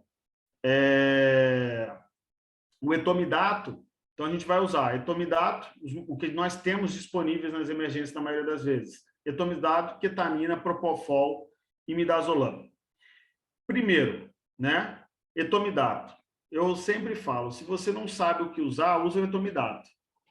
Ele é a droga mais próxima do ideal que nós temos. Ela tem um efeito muito rápido, um início de ação muito rápido, de 15 a 45 segundos, e tem um efeito de duração de até 12 minutos aproximadamente. E ele é uma droga que é o mais estável possível, ela é a mais fisiológica possível. Então, é a droga que você não sabe o que usar, usa etomidato, que você está indo no caminho certo, provavelmente. Tá bom? Ketamina. A ketamina, ela é um agonista do simpático. Então, isso quer dizer o quê? Ela estimula o simpático. Então, a primeira coisa que a gente tem que pensar, se eu tenho a indicação de usar a ketamina, eu tenho contraindicação usar o fentanil. E vice-versa. Tá bom? Então, tem que se pensar por esse caminho. Ela tem o efeito mais ou menos 45 a 60 segundos e um efeito de duração de 20 minutos aproximadamente, tá? Vantagens, como eu disse, ela mantém o drive respiratório. Ah, Breno, eu já vi paciente com ketamina fazer apneia. Eu também, comigo uma vez, inclusive. Ela esse efeito colateral é associado à velocidade de infusão. Então, se eu faço uma infusão rápida, eu tenho uma chance muito grande de fazer apneia. Então, o que eu faço quando eu quero, por exemplo, fazer uma intubação do paciente acordado, uma COB? Eu diluo essa droga, tá? Eu diluo lá, seja 2 ml, não sei, depende de quanto vai ser, 100 miligramas, sei lá, 50 miligramas. Eu diluo essa droga para 10, 20 ml e vou fazendo pouco a pouco. Porque eu diluindo, eu faço com que essa velocidade de infusão seja mais lenta. E aí, consequentemente, eu diminuo a chance desse paciente evoluir para a apneia, tá? Propofol. Qual o grande problema do propofol? Primeiro, a gente não tem tão disponível nas emergências, não é tão comum. A gente, na maioria das vezes, vai ter isso no bloco, depende de geladeira, depende de tantas outras coisas. Mas é uma droga também que é um cardiodepressor. Então, um paciente que já está ali sofrendo, a gente já começa, já tem uma função cardíaca limítrofe, eu estou sofrendo, ou um paciente chocado, eu fizer o propofol para esse paciente, eu vou fazer uma depressão cardíaca muito importante. Esse paciente vai evoluir por um choque muito importante. Então, tem que se tomar cuidado. O efeito é muito rápido, né? Quem usa o propofol aí sabe, é muito rápido para começar a fazer efeito e também passa o efeito muito rápido. Então, às vezes, também ele ser tão rápido assim acaba no meio do procedimento, se for um procedimento que agarrou um pouquinho mais, você tem que repicar essa dose, porque o paciente começa a acordar. Então, propofol, essas grandes desvantagens. Midazolam. Midazolam é uma droga que, assim, indicações para intubação na emergência. A gente vai achar na literatura, o midazolam, a gente intubar em status epilético. Mas eu já tenho hoje indicação de intubar status epilético com ketamina. Então, nem para isso mais ele é tão bom assim. Problemas do midazolam. Novamente, cardiodepressor importante. Se ele for associado junto com o fentanil, ele tem efeito sinérgico. Os dois têm um efeito sinérgico. Então, o paciente evolui para uma depressão cardíaca e uma vasodilatação importante. Então, esse paciente evolui para um choque importante, tá? Outra coisa, olha o tempo de ação. Ele demora 60 a 90 segundos para fazer efeito. Alguém já viu fazer midazolam e esperar 1 minuto ou 90 segundos para fazer a intubação? Eu, pelo menos, nunca vi. Sempre se faz lá o fentanil, o midazolam e vai embora, manda ver. Tudo rápido. E o fentanil também tem esse tempo de 60 a 90 segundos. Então, na maioria das vezes, você intubou o paciente, se intubou com fentanil, midazolam e um bloqueador neuromuscular, você intubou o paciente com bloqueador neuromuscular. O paciente foi intubado sem o efeito do fentanil e do midazolam, na maioria das vezes. Ou então, sem o seu efeito pleno. E aí, mas, Breno, nunca ninguém reclamou para mim. Sim, porque o midazolam, ele tem um efeito... O midazolam, ele tem um efeito de amnésia retrógrada. Então, o paciente acaba esquecendo. Então, ainda bem, tá bom? Então, midazolam, cuidado com essa droga. Ela não é uma droga para sequência rápida de intubação, na maioria das vezes. E o nome sequência rápida de intubação não é porque a intubação tem que ser rápida, tem que ser corrida, e sim pelo tempo de efeito da droga. A droga, ela tem que agir rapidamente e passar rapidamente, tá bom? Bloqueadores neuromuscular. E aqui a gente vai ter os despolarizantes e os não despolarizantes. Despolarizante, a gente vai ter como exemplo a succinilcolina. A succinilcolina vai fazer a despolarização celular e fazer com que o paciente relaxe, tenha esse relaxamento muscular. E aí, contraindicações da succinilcolina. A gente vai ter como contraindicação patologias com hipercalemia, situações que o paciente encontra-se hipercalêmico, e assim mesmo a gente vai considerar uma situação de contraindicação relativa. Por que eu falo isso? Na maioria das UPAs hoje, a gente tem para intubar só succinilcolina. E eu fazendo um pré-tratamento, ou seja, fazendo lá um gluconato de cálcio antes de fazer o procedimento, e às vezes é a glicoinsulina, eu consigo estabilizar esse paciente para poder usar a succinilcolina. Então, se você pré-tratar uma possível consequência, você pode utilizar a succinilcolina, tá? Então, como contraindicação formal, a gente vai ter aí grande queimado, 48 a 72 horas depois da injúria, tá? Pacientes acamados, também por muito tempo, pacientes portadores de doenças neuromuscular degenerativas, tá? E pacientes com AVC, novamente, 48 a 72 horas acamado, tá bom? Essas são as contraindicações. E hipertermia maligna, que eu tinha esquecido, porque é uma coisa que a gente nunca pergunta, né? Se é um familiar, se a pessoa tem história de hipertermia maligna, mas é uma contraindicação formal para o uso da succinilcolina. E o rocurônio? O rocurônio, o vecurônio, o pancurônio são não despolarizantes. Então, é uma droga que a gente vai ter de contraindicação, vai ser a alergia aos produtos da droga, tá? A gente não tem nenhuma contraindicação aí formal. Lembrando, a succinilcolina, o paciente fascicula. Eu gosto, o Caio uma vez falou isso e eu concordo com ele. A succinilcolina é a droga da emergência, porque ela age rápido e eu vejo a droga agir. Eu vejo o paciente fascicular e aí, ele fasciculando, eu consigo enxergar que a droga fez o efeito. Já o rocurônio é uma droga que demora para fazer efeito e eu não consigo enxergar. Então, a gente acaba, às vezes, ficando na dúvida se eu estou no efeito máximo, se eu não estou, tá bom? Então, tem essas vantagens e desvantagens. Beleza?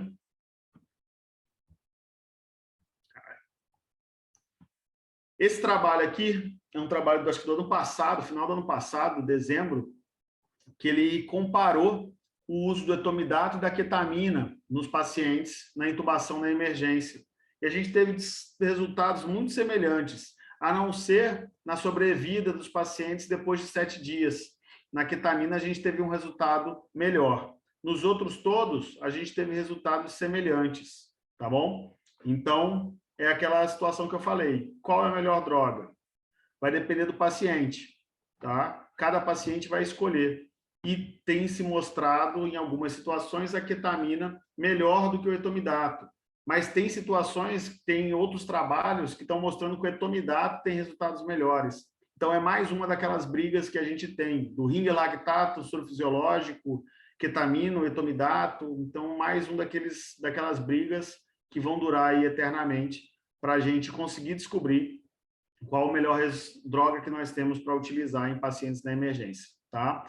É um trabalho que ele precisa ser melhor desmembrado para a gente ter uma melhor avaliação, esse que está aqui na tela. O uso aqui, a discussão, né, do uso a escolha das drogas, quais as drogas que a gente utiliza para fazer a sequência rápida de intubação, o uso do midazolam associado com a hipotensão, tá? Mas aqui a gente discutindo do uso do midazolam da hipotensão, novamente, midazolam. Eu vou ter que calcular todas essas drogas? Teoricamente, eu preciso calcular. Mas aí tem uma tabelinha, para quem depois quiser, eu mando essa tabela que já tem o peso, o dose em ml, dose por concentração de cada droga para a gente utilizar, que fica mais fácil. Posicionamento. Extremamente importante eu fazer o posicionamento. Essa figura do Walls eu acho sensacional, que ela consegue me mostrar o porquê é tão difícil intubar sem um posicionamento adequado. Então, um paciente com cabeceira ali 0 grau, sem hiperextensão, eu tenho um ângulo de quase 90 graus para eu conseguir avaliar os eixos. Então, o eixo oral, o eixo faríngeo e o eixo laríngeo. Eu tenho aqui quase 90 graus para eu conseguir alinhar esses eixos. Se eu colocar um coxim e não hiperestender, eu já consigo melhorar um pouco o meu ângulo. Mas, mesmo assim, eu tenho ali um ângulo de 90 graus na primeira curva. Então, novamente, os eixos ficam difíceis de fazer a laringoscopia. Já com o paciente com um coxim occipital, vamos lembrar que o coxim, nesse caso, é occipital, pessoal. Cervical, interescapular, e esse é para criança, tá? Adulto é coxim occipital. Então, um coxim occipital e hiperestender no meu paciente, olha como que fica quase uma linha reta a via aérea do paciente. Então, por isso facilita. Os próprios anestésios, eles falam, né? Via aérea difícil, que é aquela velha história. Eu nunca vi um Cormac 4. Todo Cormac 3 ou 4 era posicionamento. Né? O anestesista, ele sempre fala isso. Eu posiciono e você intuba, porque o negócio é posicionamento, tá bom? Tem essa técnica da cabeceira elevada, tá? Que eu vou fazer o alinhamento da cabeceira do paciente, colocar esse aqui sim, o coxim, na área cervical dele, para eu conseguir fazer esse alinhamento. E aí, esse trabalho, ele mostrou que eu tive uma diminuição das complicações nesse posicionamento, com o coxim cervical e a cabeceira elevada, tá bom? Mas, mesmo assim, é um trabalho ainda que tem que ser desmembrado. E eu achei sensacional utilizar para intubar pacientes com restrição cervical, porque é um paciente com uma via aérea muito difícil. Afinal, ele se encontra desse jeito. É um paciente que ele está a 0 grau e eu não posso hiperestender. Eu tenho um alinhamento muito complexo. E a gente conseguindo fazer essa posição facilita muito a minha vida. Ah, Breno, mas se o paciente tiver com colar cervical, ele está de prancha. Não necessariamente. Tá? A gente tem aí o RMC que a gente utiliza no SAMU, que o paciente ele fica com a cabeceira elevada e com colar cervical. Então, isso pode facilitar e melhorar muito a minha via aérea, tá bom? Pacientes obesos, eu preciso fazer a rampa do meu paciente, porque eu deixando ele, colocando só o coxim, eu não consigo fazer o alinhamento da via aérea desse paciente. E, além do mais, eu tenho as forças de vetores que vão cair tudo, o peso, e vai obstruir toda a região cervical do meu paciente. Então, eu preciso fazer a rampa para eu conseguir fazer. Aqui, o cara não conseguia fazer a rampa, ele precisou levantar a cabeceira e fazer o posicionamento com a cabeceira elevada. Paciente lá do Odilon mesmo, tá? Que a gente fez a rampa nesse paciente para conseguir entubar, e aqui vocês estão vendo que está com tubo, então é porque funcionou, tá beleza? E essa posição que eu acho sensacional, ainda mais para o pré-hospitalar, que é onde eu não tenho como fazer a rampa para o meu paciente. O que eu faço? Eu levanto a cabeceira e eu deixo a cabeça para fora da cabeceira da maca do paciente. Então, eu consigo fazer semelhante à rampa, colocando o paciente nessa posição. Eu consigo fazer um posicionamento semelhante à rampa e fazer o alinhamento, que é o que eu quero aqui, tá? Passagem do tubo. Então, a gente vai passar o tubo e a gente precisa planejar. Eu preciso saber, passo a passo, o que eu vou fazer. E não só eu saber, eu preciso passar isso para a minha equipe. Minha equipe tem que estar ciente de como eu vou fazer passo a passo para entubar esse meu paciente, porque afinal eles vão ter que me ajudar. Aí tem essa figura lá do Emergency Rules, que é a gente traçar nossos planos. Seja meu plano A, que vai ser uma laringoscopia direta, utilizar o buge ou o guia, resgatar esse meu paciente, se ele desaturar, e eu resgatar ele usando a bolsa valvulomáscara, com uma Guedel ou uma nasofaríngea.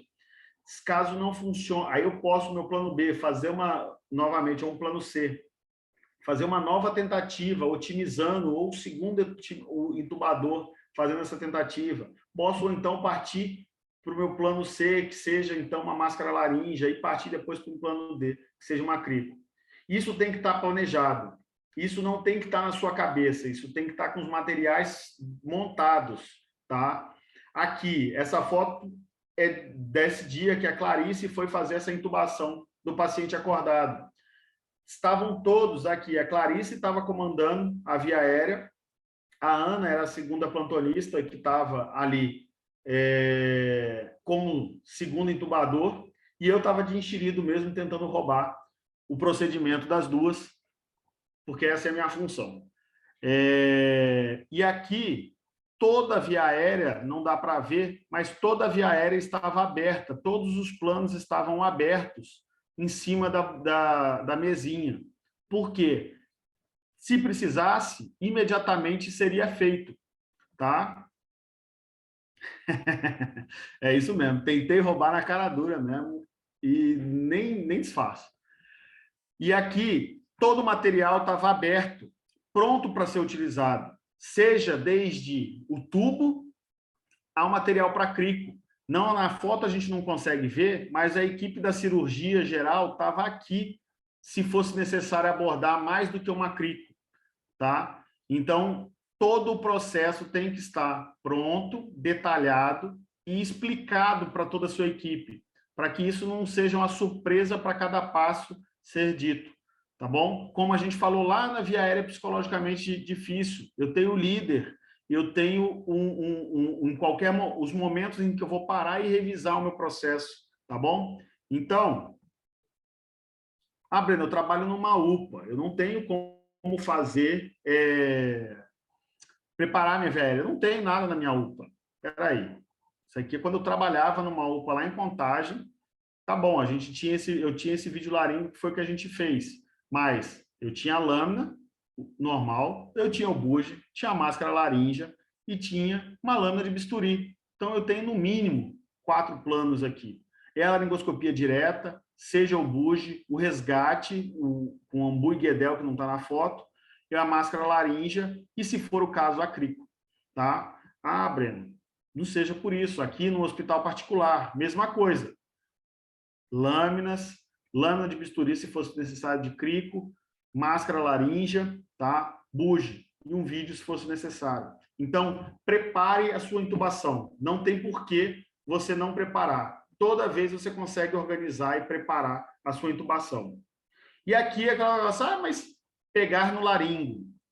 Segurar o laringo do jeito certo facilita muito a sua visualização. Organiza a sua visualização. Por quê? É só pensar em física. Quanto mais alto eu seguro no cabo do laringo, menos controle da ponta do laringo eu tenho. O movimento é grosseiro, tá? E para eu fazer o movimento de abertura da via aérea, os 45 graus, levantando a via aérea do meu paciente, fica muito difícil. Eu acabo fazendo um movimento de báscula, porque é um movimento natural que a minha mão vai fazer. Então, é o que eu sempre falo, cabo de laringo é para guardar pilha. O local onde se segura a laringo é aqui, na base ou então na ponta do laringo. Aqui é a posição de segurar o laringo. Quanto mais alto eu segurar o laringo, mais difícil vai ser a intubação. Fazendo a laringoscopia, aí a gente vai ter, aqui sim, para mim, é a definição de via aérea difícil ou não. O problema é que eu só consigo ter essa definição na hora que eu faço a laringoscopia, que é a definição de Cormack. Que aí eu vou ter o Cormack 1, 2, 3 e 4, que é isso aqui. Meu Cormack 1 está aqui, eu estou vendo tudo. Epiglote, cordas vocais, aritenoides, até o esôfago eu estou vendo. Tá? Cormack 2, eu já não vejo, eu vejo aproximadamente 50% das cordas vocais, mas vejo as aritenoides. Cormack 2B, menos de 50% das cordas vocais. 3, eu só vejo a epiglote. E 4, eu vejo a figura de Deus na hora que eu estou rezando, porque aqui é desespero, né? Não estou vendo nada, não tem visualização, tá bom? Cormack 2B, tá? Cormack 2B é indicação de bugie, tá? O 3A, talvez, tá? Indicação formal de bugie 2B, tá bom? Então, aqui é onde a gente vê direitinho o que a gente está enxergando, o que a gente está pegando de frente, tá bom?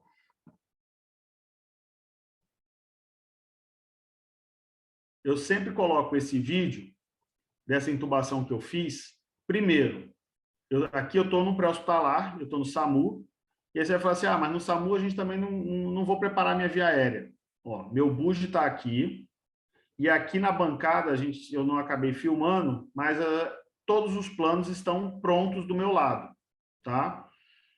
Outra coisa, posição de segurar o laringo. Olha onde está segurando o laringo, o movimento que você consegue fazer segurando o laringo, tá bom? Então, isso aqui é mais para os R1s, né?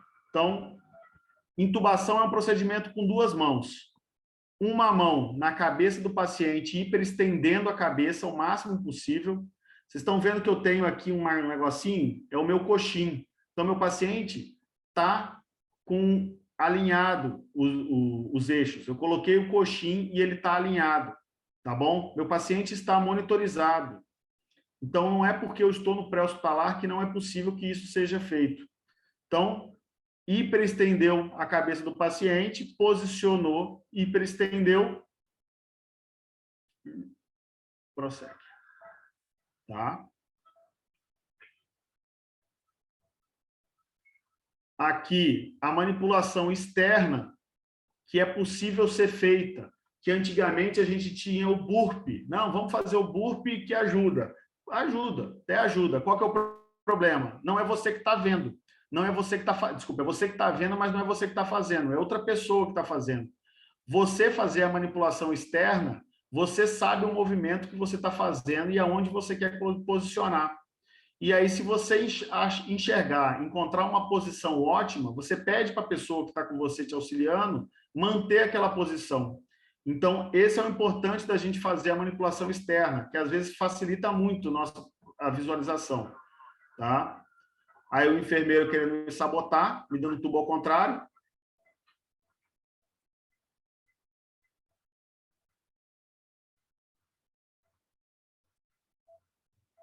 E pronto, acabou.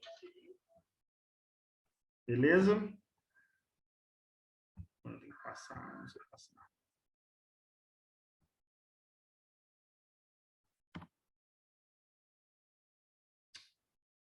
Oh, caramba.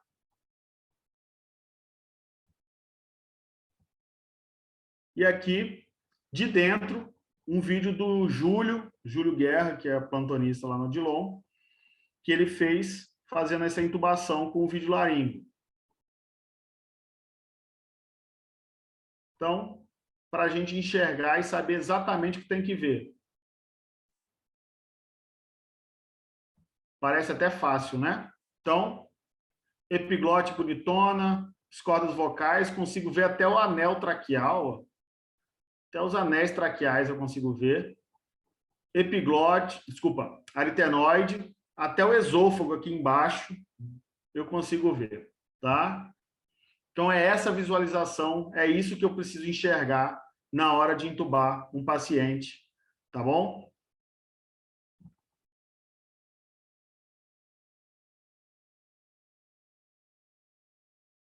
Consegue ver até o balonete sendo insuflado, ó.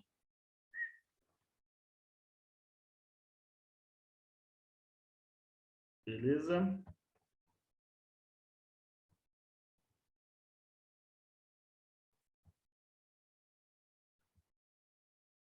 E aqui, deixa eu só voltar para a tela cheia. Estamos acabando. E aqui o fluxograma da intubação. Então, não intubo, não ventilo. Vai reposicionar, vai posicionar a cabeça ou vai reposicionar, né, o paciente, a cabeça do paciente. Se aqui é uma intubação, eu ventilei o paciente, peguei o BVM, né, a bolsa válvula máscara, eu ambusei o paciente e ele ventilou, tranquilo. Vamos tentar novamente. Não foi possível, resgata de novo, e aí a gente vem para a máscara laríngea ou a crico, se for o caso. Ou também pode ir para fibroscopia, tá bom? Não, vamos lá, Breno. Não consegui intubar. Ele não ventila na bolsa válvula máscara. Aí a gente tem dois caminhos. Primeiro caminho, eu posso tentar um supraglótico. Se não funcionou, eu vou para crico. Ou eu já vou direto para crico, tá bom? Beleza? Esses são os dois caminhos que eu tenho para situações de não intubo e não ventilo. Eu não sei se vocês já viram esse caso. Eu vi esse caso, acho que foi no R1, que o Marcos Vinícius colocou numa aula para a gente. E eu lembro que foi um dos casos que me fez querer estudar mais ainda a via aérea. Que é o caso dessa mulher aí, da Elaine Bromley, que é um caso que virou processo e etc., que foi uma intubação por anestesistas, que a mulher morreu por causa disso, porque eles tinham aquela situação, não, vamos tentar intubar, não consegui intubar, vamos tentar passar máscara laríngea, não consegui, vamos ventilar, não, o paciente não ventila, e não tinha nada pronto, não tinha material de resgate, não tinha nada. Essa paciente ela vai evoluindo até parar por hipóxia e ninguém conseguia intubar essa mulher. E é aquela velha história da crico. A crico ela nunca pode ser no paciente na PCR, porque se for na PCR, quer dizer que você perdeu tempo fazendo procedimentos que não deveriam na maioria das vezes. Então, eu coloquei aí o link, acho sensacional vocês verem o quanto é perigoso esses viés cognitivos nossos que causam esses resultados finais catastróficos, tá? Aqui é uma simulação baseada nos autos do processo. E isso, vamos lá no vórtex, né? O vórtex na intubação, que é o quê? A partir do momento que eu inicio o processo, eu não tenho como voltar atrás. Eu não tenho como parar aqui e falar assim, opa, pronto, vamos acordar o paciente, vamos voltar. Eu jogo a bolinha aqui e a bolinha ela vai parar lá no fundo, independente do que você faça. Então, a gente tem que estar preparado para poder agir, seja intubando, seja resgatando, seja passando uma máscara laríngea, um supraglótico, né? Ou seja, fazendo uma via aérea cirúrgica. Eu tenho que estar preparado. Então, se eu não sei fazer via aérea cirúrgica, provavelmente eu não posso intubar, porque eu não sei tratar a consequência de um procedimento, tá bom? Passar a máscara laríngea, a gente vai passar com a abertura para baixo, empurrando com o dedo até o final da via aérea. Até o final, desculpa, não. Até a orofaringe, desculpa. Não é para a gente empurrar já tentando empurrar para baixo. A gente empurra para bater na orofaringe. Consequentemente, na hora que bate na orofaringe, ele vai se direcionar à posição e aí a gente vai insuflar. Crico. O que é a crico? A gente vai fazer a abertura, nesse caso aqui, eu coloquei fazendo uma crico por punção, tá? Faz-se a crico por punção na membrana cricoide. Outra coisa, tenham o costume de sempre marcar aonde é a crico, em todo paciente. Vai entubar, marca onde é a crico no seu paciente. Ah, Breno, é um vozinho com pescoção, um bocão, não vai precisar fazer crico. Marque onde é crico. Por que que eu falo para marcar onde é crico? Se agora todo mundo ficar tentando achar onde é a membrana cricoide aí no pescoço, vai demorar pelo menos uns 30 segundos. Isso nós estamos sentados, conversando, e é o seu próprio corpo. Agora eu quero ver você fazer numa situação de estresse absurdo, porque seu paciente não está ventilando de modo algum, você completamente estressado, o ambiente estressado, a equipe estressada, você tentar localizar onde é a membrana cricoide desse paciente. Você não vai localizar. Não adianta você achar que você vai localizar. Você não vai localizar. E vai demorar muito para localizar ao localizar. Então, antes de entubar, sempre marque. Eu sempre tenho o costume de pegar a caneta e faz um ponto. Não estou dizendo que você fazer um rasgo no pescoço do paciente. Pega a caneta e marca, faz um risquinho aonde é que você achou a cricoide. Porque se o pau quebrar, você já sabe pelo menos o rumo para onde você tem que ir. Tá bom? Aqui, uma punção, uma crico por punção. E aqui o procedimento da crico. A gente vai fazer uma incisão longitudinal. Por que longitudinal e não transversal? Porque é o seguinte, se eu fizer transversal aqui, é a crico? Não, eu vou ter que fazer mais um em cima. Ou se eu fizer muito em cima, eu vou ter que depois fazer outro. A longitudinal, eu consigo palpar e localizar a membrana cricoide qualquer altura, porque eu vou fazer e vou procurar, tá bom? E é um procedimento palpatório, não é um procedimento visual. Eu não vou procurar com o olho e ficar procurando a membrana cricoide. Eu vou abrir e vou palpar. Achei a cricoide, eu vou expor. Na hora que eu expor, eu vou com a lâmina de bisturi abrir, vou passar o buge, aqui ele tem o auxílio da pinça, mas eu passo um buge e depois você passa o tubo, tá bom? Pós-intubação, então a gente vai ter que ajustar esse ventilador, não é entubou e saiu, como vocês vão ver muito acontecer, você passa o tubo e sai andando, larga para trás. A equipe fixa, a equipe arruma o ventilador, a equipe faz o caramba 4. Então, exatamente, no procedimento no longitudinal tem os vasos aí que vão sangrar e vão acabar atrapalhando mais ainda. Isso que o Armando falou é verdade. Então, ainda mais a gente que não faz isso todos os dias, a gente não é cirurgião. Então, entubou, você vai fixar o tubo, você vai ajustar o ventilador, vai ver se esse paciente vai fazer hipotensão ou qualquer outra intercorrência no procedimento, tá? No peri-intubação, vai avaliar a necessidade de sedação, tá bom? Vai fazer os cuidados pós-intubação, que é elevar a cabeceira, vai fixar, levantar as grades, vai tirar o seu material de cima do paciente, tá bom? Isso tudo faz parte do processo de intubação. Intubação, como o próprio título da aula, não é passar um tubo na goela do paciente. Não é só passar o tubo na goela do paciente. Seria muito fácil, tá? Quem fala isso é o Zé Sérgio. Zé Sérgio, no R1 nosso, ele deu uma aula para a gente em algum momento, e ele falou isso e eu concordo. Intubação não é só passar o tubo na goela do paciente, isso é muito fácil. Só laringoscopar e passar, se eu treinar um bicho aí, ele ficar fazendo isso 100 vezes por dia, ele vai saber melhor do que eu. O problema é o tanto que a gente gastou, ou tanto que eu gastei falando, antes de falar do processo de intubação, de passar o tubo. Passar o tubo, eu não gastei acho que 5% do que eu falei, tá bom? Então, a intubação não é só passar o tubo na goela do paciente, ele tem um começo, meio e fim. E o fim faz parte depois da intubação. E esse Twitter aqui é verdade. Ah, eu já intubei 10 na faculdade. Intubar não é 5% do procedimento. Eu tenho que saber a droga, eu tenho que saber meus planos B, se as complicações acontecerem e como eu vou manejar. E o que eu acho que a gente tem que pegar para a gente, o emergencista é o especialista da via aérea na emergência.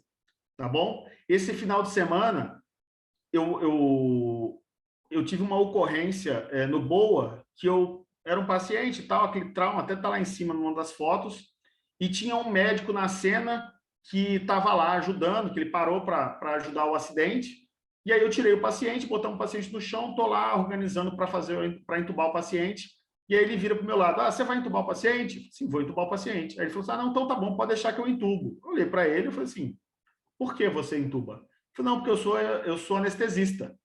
E aí, como quem me conhece sabe que às vezes a minha boca abre mais rápido do que deve, eu imediatamente falei para ele, e eu sou emergencista. Você sabe entubar dentro de uma sala com 4 monitores, 6 pessoas e ar-condicionado. No chão, na rua, quem sabe fazer isso sou eu. Então, o emergencista é o especialista da via aérea na emergência, tá bom? A gente tem que estudar para fazer isso e tomar essa coisa para a gente, beleza?